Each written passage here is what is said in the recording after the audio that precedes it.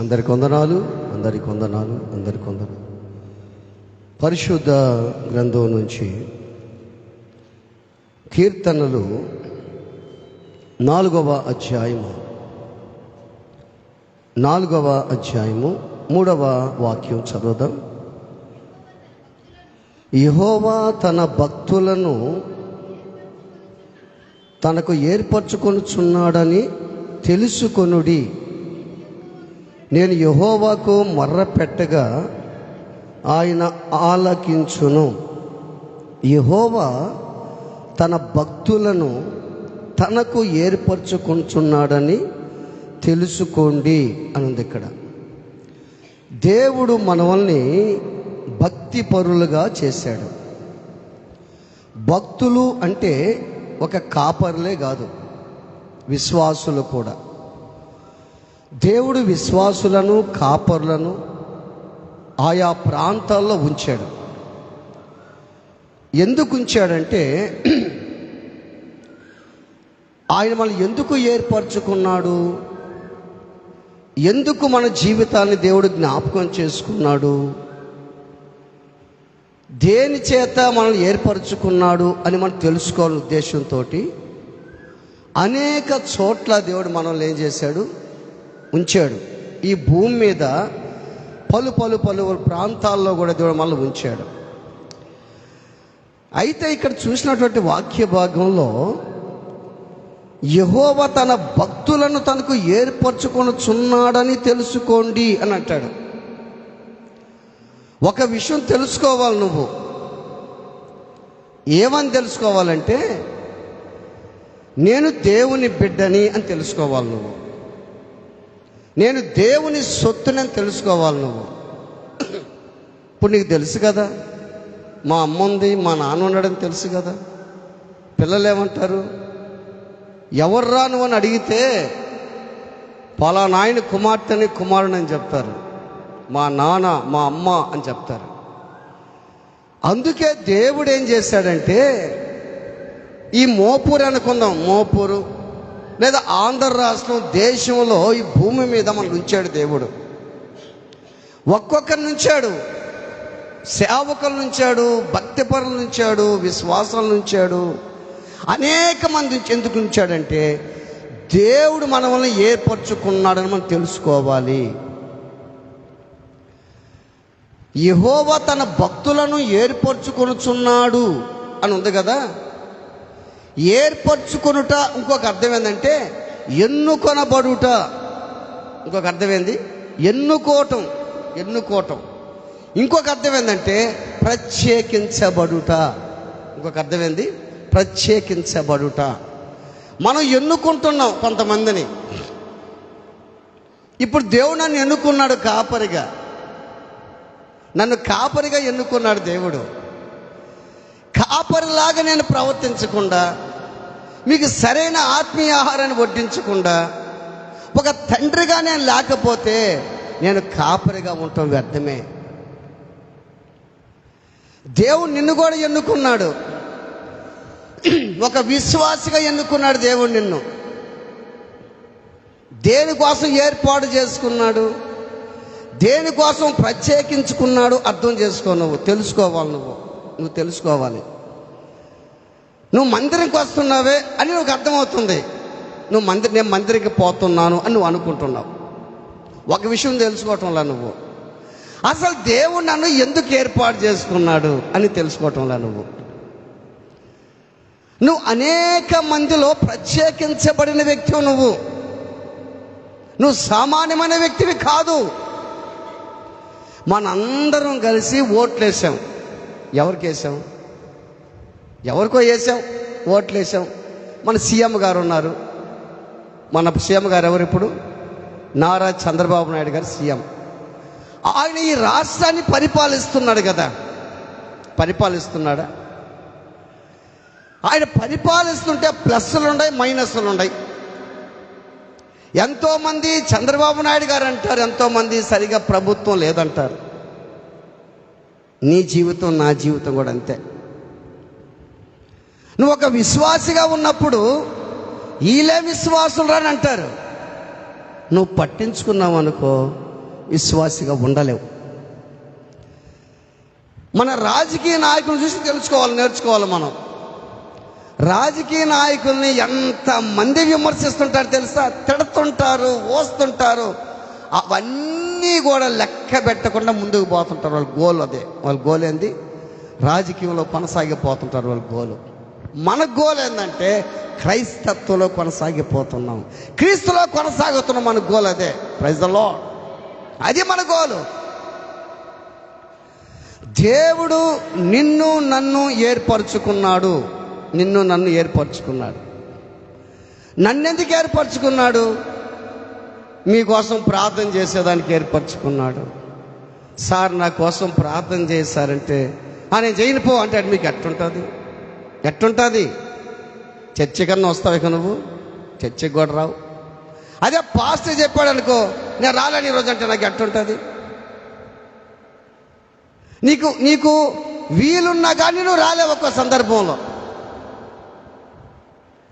వీలు లేకపోతే ఏం చేయలేవు అనుకో. నీకు వీలుంది అయినా నువ్వు రావట్లే. అసలు దేవుడు నిన్ను ఎందుకు ఏర్పాటు చేసుకున్నాడు తెలుసా? పరిచర్య చేసేదానికి ఎన్నుకున్నాడు దేవుడు నిన్ను. సాపలేసేదానికి ఎన్నుకున్నాడు దేవుడు నిన్ను. నేనే సాపలేయాలనా అంటే అవును వేయాలి, నువ్వే. నిన్ను ఏర్పాటు చేసుకున్నాడు దేవుడు. నీకు అర్థం కావట్లేదు, తెలుసుకో. నువ్వు పాటలు పాడేదానికి ఏర్పాటు చేసుకున్నాడు దేవుడు నిన్ను, ఏర్పరచుకున్నాడు. ప్రార్థన చేసేదానికి ఏర్పరచుకున్నాడు దేవుడు నిన్ను. ఇతరులకు దేవుని మాటలు అందించేదానికి ఏర్పరచుకున్నాడు దేవుడు నిన్ను. పరిశుద్ధంగా జీవించేదానికి ఏర్పాటు చేసుకున్నాడు దేవుడు నిన్ను. వంట పని చేసేదానికి ఏర్పాటు చేసుకున్నాడు దేవుడు నిన్ను. మందిరం శుభ్రం చేసేదానికి ఏర్పాటు చేసుకున్నాడు దేవుడు నిన్ను. నేనే చెయ్యాలంటే అవును నువ్వే చెయ్యాలా. ఎందుకు? నిన్ను ఏర్పరచుకున్నాడు దేవుడు. అది తెలుసుకో. నువ్వు అది తెలుసుకోవట్లే. మనం ఇది నాకేనా, ఇది నేనేనా, నాకెందుకు ఈ బాధ, నాకెందుకు ఈ కష్టం, నాకెందుకు ఈ శోధన? యేసయ్య అనుకోలేదే. అసలు నేను ఎందుకు వీళ్ళ కోసం రక్తం చిందించాలని అనుకోలేదు ఆయన. అని అనుకున్నాడా? లేదే. బాగా ఆలోచించండి. ఒక్క విషయం మీరు మర్చిపోతున్నారు మీరు. నేను యేసయ్య బిడ్డను, ఆయన రక్తం చేత కడగబడిన వాడను, నేను భక్తిపరుణ్ణి, నన్ను దేవుడు ఏర్పరచుకున్నాడు అని నువ్వు తెలుసుకోవాలి. ప్రార్థన చేసేదానికి, వాక్యం చదివేదానికి ఏర్పరచుకున్నాడు దేవుడు నిన్ను. నువ్వు ప్రార్థన చేస్తున్నావా? వాక్యం చదువుతున్నావా? ఎవరి మీద నువ్వు ఆధారపడుతున్నావు? ఏ కాపరి మీద ఆధారపడుతున్నావు? ఒక్కొక్కరి దగ్గర ఇన్ని ఫోన్ నెంబర్లు ఉంటాయి. ప్రతి కాపరికి ఫోన్ చేస్తారు వాళ్ళు. సార్ నడుము పట్టేసింది, ప్రార్థన చేసి ఆమె ఇంకొకరు ఒకరు చెప్పారు నాకు, సార్ మా ఆయన దగ్గర ఇన్ని నెంబర్లు ఉంటాయి సార్ అని చెప్పారు వాళ్ళు. పాస్టర్ల నెంబర్లు.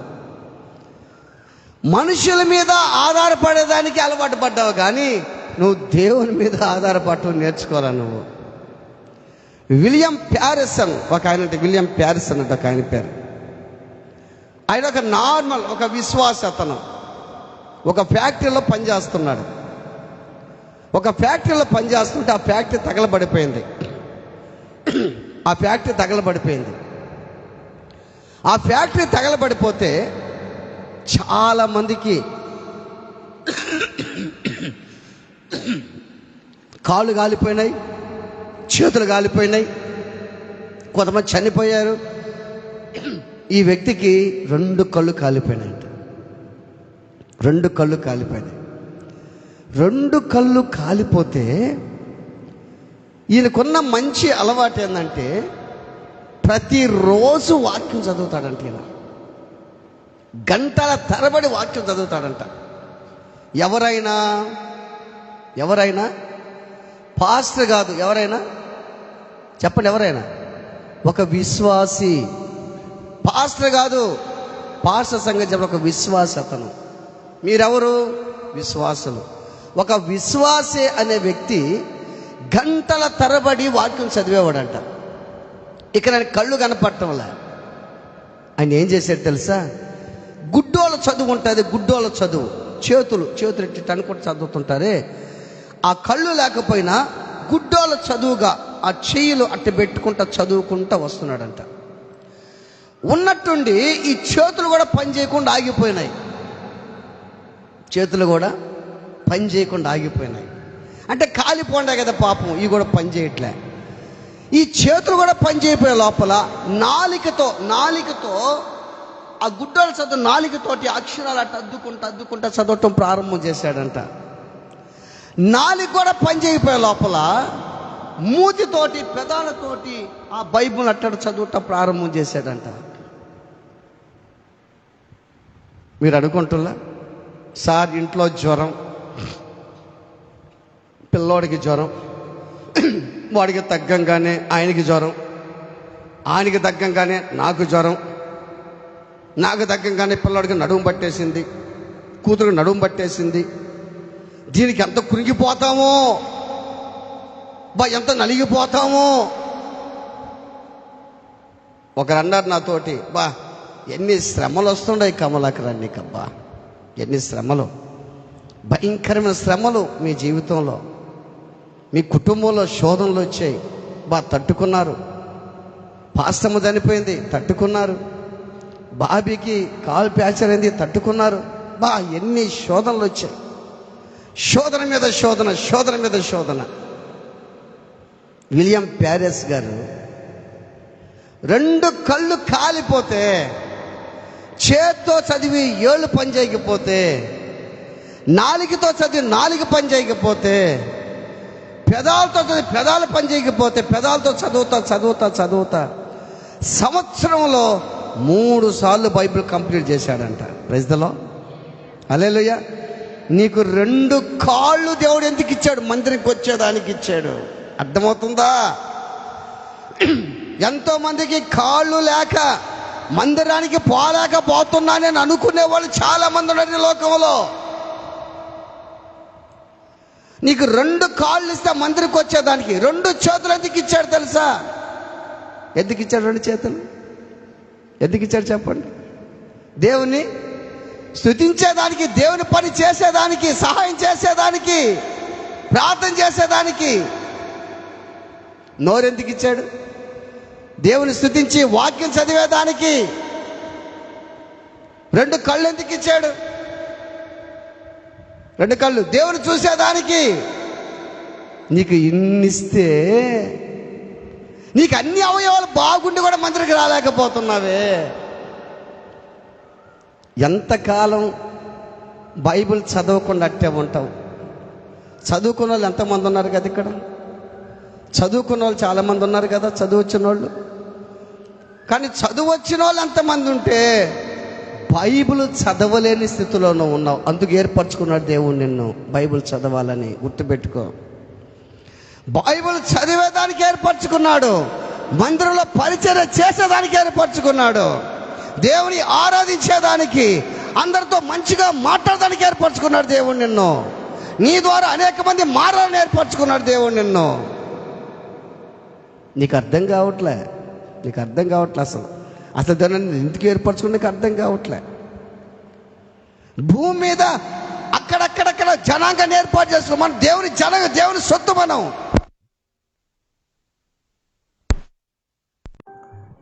దేవుని జనాంగం. మనం అక్కడక్కడ ఏర్పాటు చేసుకున్న దేవుడు మనం ఉన్నాం. ఎందుకు తెలుసా? మనందరం కలిసి దేవుని ఆరాధించేదానికి ఏర్పాటు చేసుకున్నాడు దేవుని బిడ్డ. చూడండి, ఒకసారి చూడండి, నెహెమ్యా గ్రంథం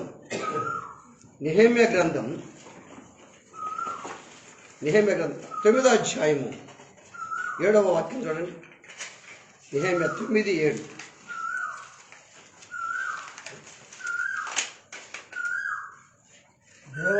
దేవా యెహోవా అబ్రహామును ఏర్పరచుకొని కల్దీల ఊరు అన్న స్థలము నుండి యువతలకు అతను రప్పించి అతనికి అబ్రహామును పేరు పెట్టిన వాడవు నీవే కదయ్యా. అతడు నమ్మకమైన మనస్సు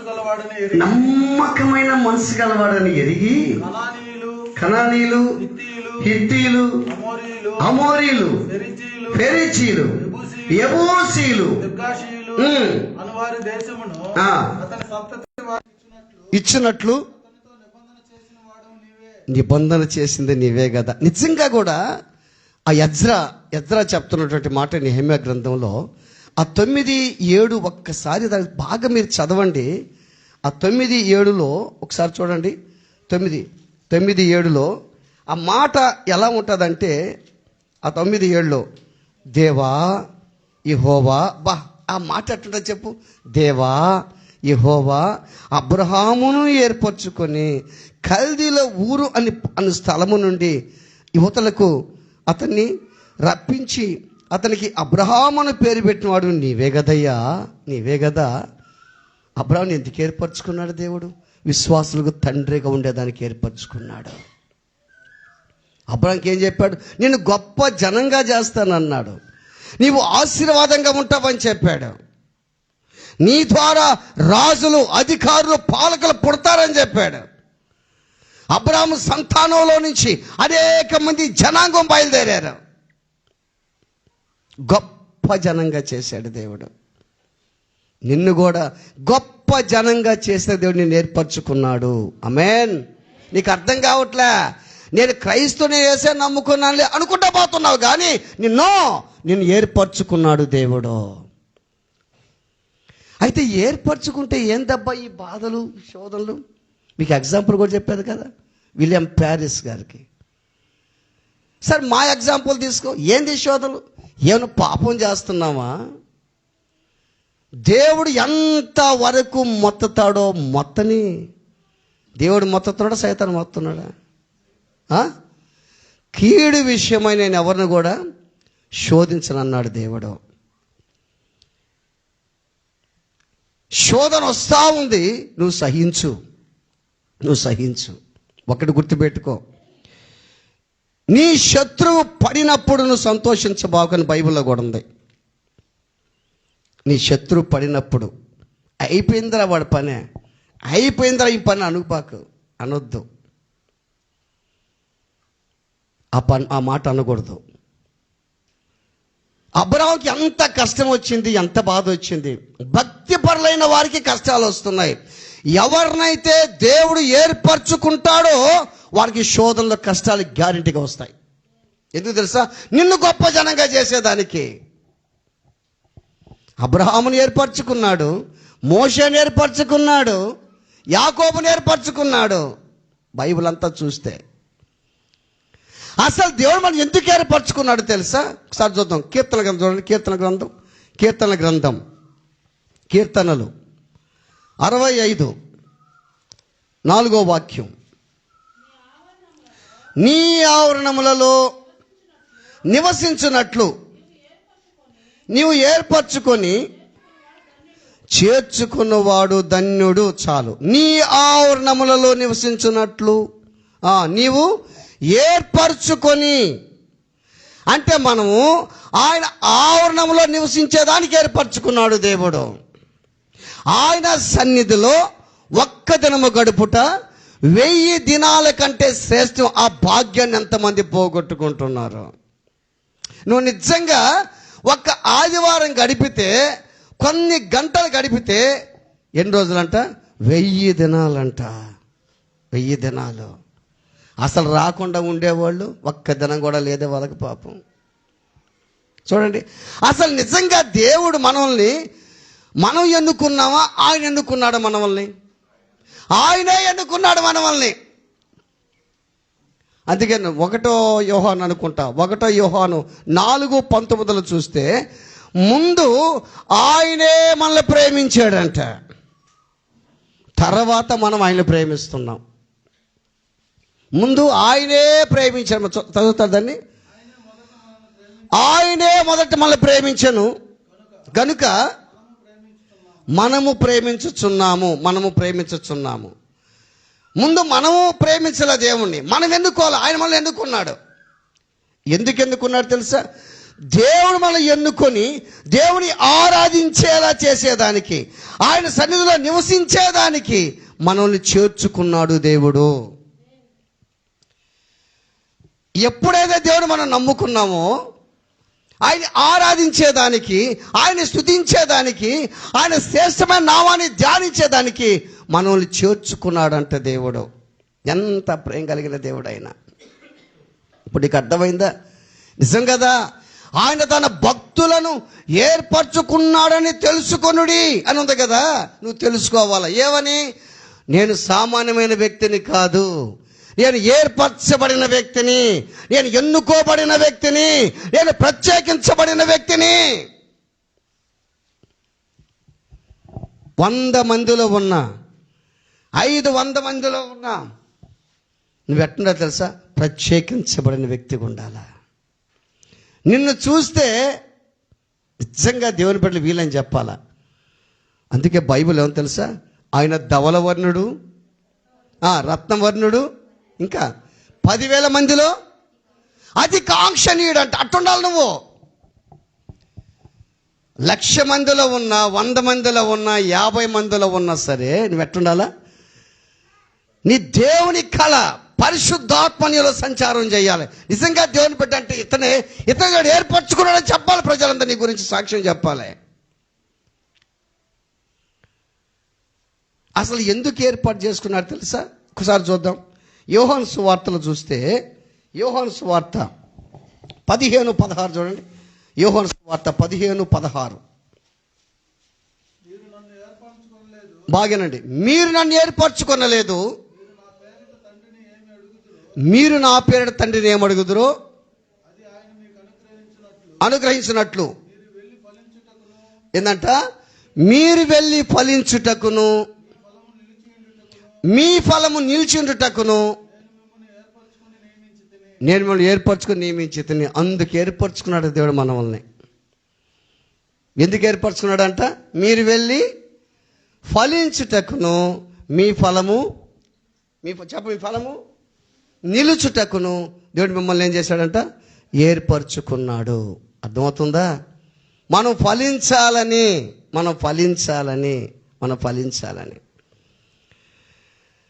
మీరు బహుగా ఫలించటం వలన నా తండ్రి మహిమపరచబడును అని ఉంది. మీరు బహుగా ఫలించటం వలన. మీరు నాకు వేరుగా ఉండి ఏమి చేయలేరు అని బైబిల్లో ఉంది. మీరు ఫలించాలంటే ఏమండాలి? మీరు ఏమండాలి? దేవుని మందిరంలో, ఆవరణములో ఉండాలి. ఈ ఆవరణములో నివసించేటప్పుడు నువ్వు ఫలించాలంటే ఇక్కడ నివసించాలి.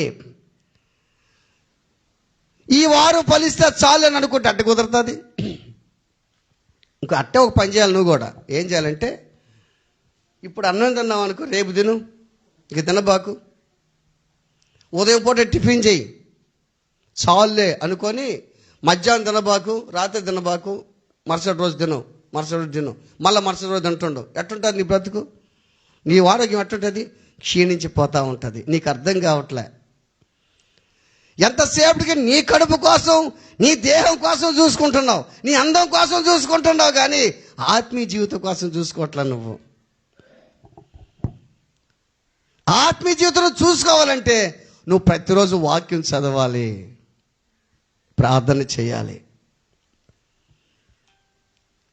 నీకు బాగలేకపోతే అంత వేదన పడతావు నువ్వు. నిజంగా ఒక్కరోజు నేను వాక్యం చదవకపోతే నా జీవితం ఎట్టుంటుంది తెలుసా? నిన్న అసలు వాక్యమే చదవలేకపోయా. నిన్న పొద్దున పోయి మధ్యాహ్నం వచ్చాం. మధ్యాహ్నం వస్తే పడుకునేదానికి, చదువుకునేదానికి కూడా టైం లేదు. వచ్చిపోతూ ఉన్నారు. అంత తినేసి పడుకున్నా. 9:30కే పడుకున్నాను నేను. అంటే నా మనసు ఎట్టుండింది తెలుసా? అయ్యో, ఈరోజు నేను వాక్యమే చదవలేదే, ఈరోజు నేను వాక్యమే చదవలేకపోయినానే. ప్రార్థన మాత్రం చేసుకున్నా, వాక్యమే చదవలేకపోయినానే. ఎంత వేదన. అట్ట నువ్వు ఎన్ని రోజులు చదవకుండా ఆగిపోండవు వాక్యం. దేవుని బిడ్డారా, ఎందుకు ఏర్పరచుకున్నాడు తెలుసా దేవుడు? మనం ఫలించేదానికి. ఒక చెట్టును వేసుకున్నావు.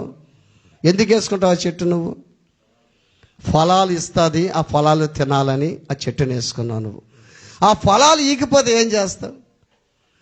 ఆ చెట్టు ఫలించాలి అంటే రోజు ఆ చెట్టుకి ఏం చేస్తావు నువ్వు? నాకు చెట్లు అంటే చాలా ఇష్టం. నాకు చెట్లు అంటే చాలా ఇష్టం. చెట్టు వాడిపోతున్నగా నాకు మనసు బాగుండదు. అంత ప్రేమ చెట్లు అంటే నాకు. నీ కుటుంబం నీకు ఎంత ప్రేమ? నీ ఇంట్లో డస్ట్ ఉంటే నీకు ఎంత గలీజ్గా ఉంటుంది నీకు? ఎన్నిసార్లు జిమ్ముతుంటావు నువ్వు? మా నాయన అనేది, మా పాస్టమ్మని, ఎన్నిసార్లు జిమ్ముతాదరా నాయన ఎమ్మెన్ అనేది. చిమ్మతా ఉంటుంది అంతే. నీ జీవితం కూడా చిమ్మతుండాలి, నీ ఆత్మీయ జీవితం కూడా. కొన్ని ఉన్నాయి, మళ్ళీ నన్ను పోతాను చిమ్మేస్తూ ఉండాలి. నువ్వు ప్రతిరోజు చిమ్మతుండాలా. దేంతో? వాక్యంతో. వాక్యం చదివితే నీకు అర్థమవుతుంది. వాక్యం వింటే నీకు అర్థమవుతుంది. ఎవరు తెలుసా? ఏర్పరచుకున్న వ్యక్తి నువ్వు, ఏర్పరచబడ్డ వ్యక్తి నువ్వు. నీలో మలినం ఉండకూడదు, నీలో డస్ట్ ఉండకూడదు. నువ్వు ప్రత్యేకించబడ్డవాడు. నువ్వు ఎవరు ఎన్ని నిందల పాలు చేసినా, అవమానం చేసినా సరే యేసు వైపే పోతుండు. నువ్వు నిన్ను చూసి ప్రతి ఒక్కరు మారుతారు. చెట్టుకు రోజు నీళ్ళు పోస్తావు నువ్వు. ఎందుకు? ఆ చెట్టు ఫలించాలని. అంతే కదా?